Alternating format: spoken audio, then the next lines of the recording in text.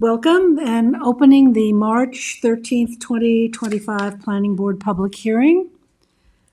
Since we don't have very many people here, I don't have to go through the security and safety rules. So we'll just have a roll call, please. Chair LaFaro. Present. Vice Chair Finnerty is absent. The Secretary is here. Board Member Mutu. Present. Board Member Neely. Present. Board Member Fulham. Present. Board Member Glazer. Present. We have a quorum. Thank you. Please join us for a Pledge of Allegiance. I pledge allegiance to the flag of the United States of America and to the republic for which it stands, one nation, under God, indivisible, with liberty and justice for all. We have one item on the agenda tonight, the Bridgehampton Commons Target, and we have sufficient notice, Council? Great, thank you. And so let's read this into the record, Tom. Okay. Please take notice that in accordance with local law number 14 of 2022, a public hearing will be held by the Southampton Town Planning Board on Thursday, March 13th, 2025 at 6 p.m. at Town Hall, 116 Hampton Road, Southampton, and via video conferencing to consider the pre-submission conference entitled Bridgehampton Commons Target. The application is for a reconstructed truck loading dock, signage, front facade changes, bollards, and parking lot associated with a 91,035 square foot retail space within an existing shopping center situated on a 13.7 acre parcel located in Shopping Center Business Zoning District at 2102 Montauk Highway, Bridgehampton, Suffolk County Tax Map number 900-83-1-22.1. Thank you. Floor is yours. Good evening, Madam Chair, members of the board. For the applicant, Brian Kennedy, partner with Forcelli Deegan Toronto, with offices at 100 Motor Parkway, Hauppauge, New York. Now, it's been well documented that the applicant, Target Corporation, will be entering into or has entered into a lease to occupy the former Kmart space at the Bridgehampton Commons Shopping Center. For those who may not know, Target is a national retailer known for bringing quality items to consumers at affordable prices. They currently operate almost 2,000 stores nationwide. Target intends to occupy the entire 91,000 square foot space vacated by Kmart.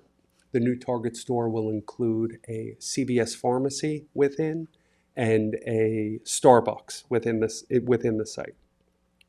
This Target location will be smaller than most Target locations that we are accustomed to. Targets generally range in size from 120,000 square feet to 150,000 square feet. This will be smaller, but it will provide the same high quality experience to customers in the area. Now, prior to occupying the retail space, Target needs to make certain site improvements to meet their high standards. Now, as part of the site improvements, Target will make minor modifications to the existing parking lot.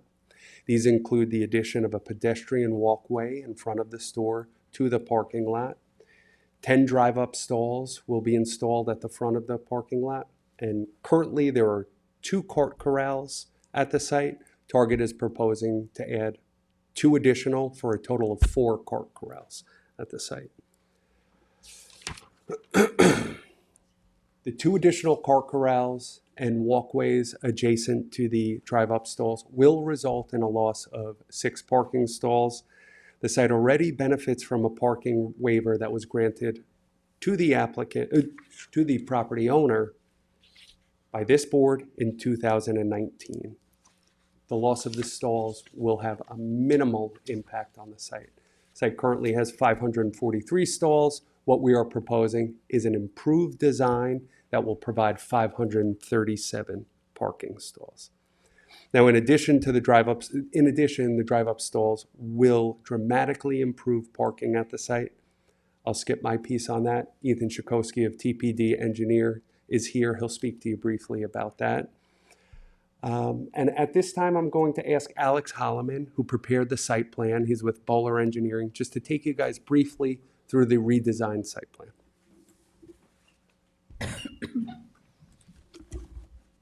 Thank you, Brian. Good evening, Chairman and members of the board. My name is Alex Holloman from civil engineer from Bowler, here to speak on behalf of the applicant. I will review the general scope of the applicant's minor exterior improvements. Something to emphasize is no major changes to the building structure, site layout, site access, site utilities, or similar site features are presented with this application. However, there are items proposed. In the back of house area, the existing rear loading docks are proposed to be refurbished with minor grading changes such as new high-strength concrete and minor curb walls. The existing trash compactor adjacent to the new refurbished loading docks will be replaced in kind along with a new associated structural concrete pad beneath it. In the front of the building, the parking area will be improved with new enhanced pedestrian safety features, new spherical bollards, along with a front walkway in addition to crosswalk striping that is in front of a new depressed curb directly in front of the new storefront.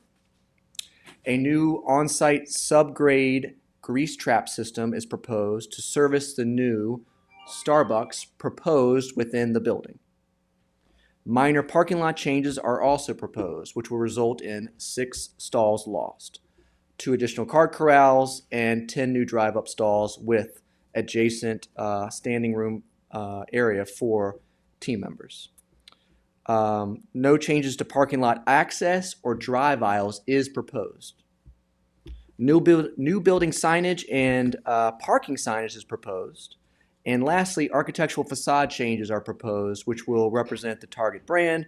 These were presented to Town ARB and approved on February 4th. With that being said, we feel that one item that should be delved into more depthly is the parking items and the drive-up stalls, in which case I'd like to ask that Ethan come up and speak to that point. Thank you. Thank you. Hello, Ethan Chikoski, TPD Engineering, formerly Atlantic Traffic. So we have prepared a parking study that's to be submitted, I believe, as part of the ZBA application. So we took a look at the proposed changes to the parking layout. The board has talked a little bit about this with the board earlier, but for the record, I'll kind of go over the changes from that traffic circulation point of view. For this public hearing. So the major changes being the cart corrals and the drive-up stalls. So we're losing 4 stalls with cart corrals. Cart corrals obviously have a huge benefit to a site like this. It gives a place for customers to put their carts, obviously, and that just reduces the number of carts throughout the parking field, which if you don't have places like this to put them, they end up blocking stalls anyway. So it's really better to have centralized spaces for them to go. And then, of course, the drive-up parking stalls, which it's a fairly new concept, but it's very common across brands. As we shift from traditional retail, going to the store and walking around, to online shopping and mobile ordering, you'll see this across multiple brands. Target has a good system in place for drive-up parking stalls. They have an app. You place your order on the app before you go to the store. You'll get a notification when your order is ready. You drive to the store. You park in one of the 10 drive-up stalls, and through the app, you let them know that you've arrived. And an employee will run the products out to the car. The reason we actually even need to lose stalls at all is with Target's current standards for the layout of these. They provide walk-up aisles in between each stall, so it's just a safe place for the employees to go and get out of the drive aisle, so they could deliver the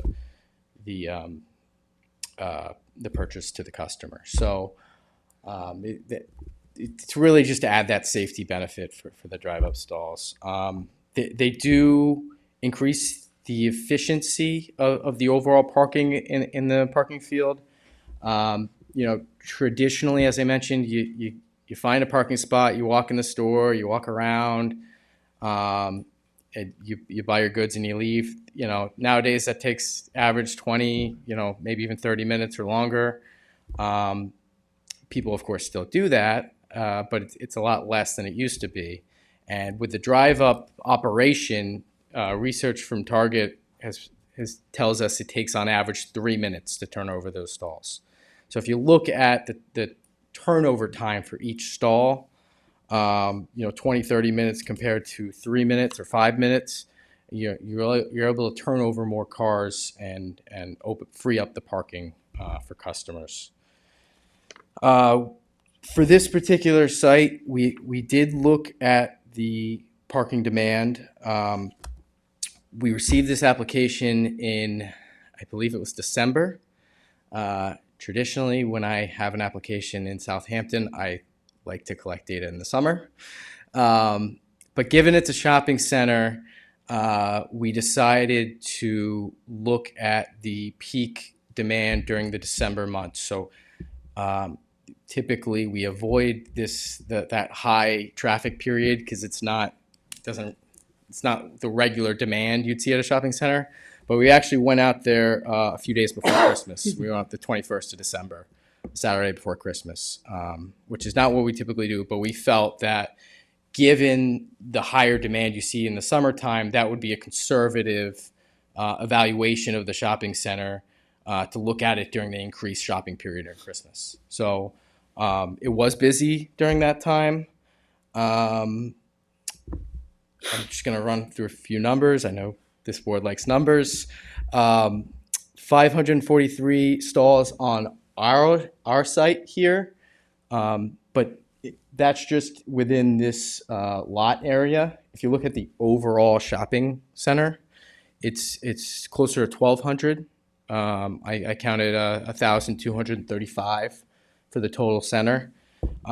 So if you look at the layout of the site, obviously to the east, all that parking is sort of centralized, and we're about in the middle of the site where there wasn't much demand because the stores are currently vacant. And then there's more stores to the west. On the west side of the Target building, there are some storefronts along this side. So there was some parking demand over here. If you look at the overall demand for the center during that peak holiday shopping period, we found that a total of 665 parked stalls, which is about 53% of the center, which makes sense if you account for the fact that this big, large portion of the shopping center is currently vacant. We then looked at the parking demand for the proposed Target. We looked at a few different methods. We looked at Institute of Transportation Engineers parking generation. We looked at land use codes for shopping center. We looked at land use codes for a discount superstore, which is, freestanding discount store, which is what, a Target or a Walmart may be. And then we also just looked at the observed parking rate. So how many, per 1,000 square feet, how many cars were parked there based on occupied space at the time we did our data collection. That was about twice as much as the ITE rate, probably because we were a few days before Christmas. So when we projected our parking demand for the Target, that's what we used. We used that rate to be the most conservative. When you take all of that into account, we projected with the Target a total parking demand of 971, which would be about 79% of the total center. So with all that said, it's my professional opinion that there's sufficient parking on site. I think the cart corrals and the drive-up parking are improvement to overall parking efficiency at the center. I'm happy to answer any questions. Well, we did spend considerable time with you earlier today, so I think we asked you lots of questions and got answers then. This is for the public, so. Is there anybody on Zoom, Kevin? Only person on Zoom is Ken with them. We have Ken. Ken McQuaid, architect for Target, available on Zoom should this board have any questions. We also have Donnie Lowe, a representative of Kimco, the property owner, here if the board has any questions. I think we, No questions. no, we spent a good chunk of time earlier. earlier today, that's for sure. Are there any further questions on the board? Because we're quite familiar with the application. No? Okay, so we're ready to, there's no one here, there's no one on Zoom. We'll close with a 30-day written comment period, no, a 30-day, 30-day written comment period, it's pre-submission. So motion, Kate? Motion by Kate, second by Gloria, and all in favor? Aye. Opposed, abstention, 6 in favor, 1 absent. Thank you you. very much. Thank you guys so much. Are we still live? I would Yes. just like to thank the board and the town for helping expedite this process and being so accommodating as we've moved through this thus far. Thank you. Thank you. Thanks. Good night. Motion to adjourn. Motion by George, second by Tom, all in favor? Aye. Opposed, 6 in favor, 1 absent. We are adjourned. Okay.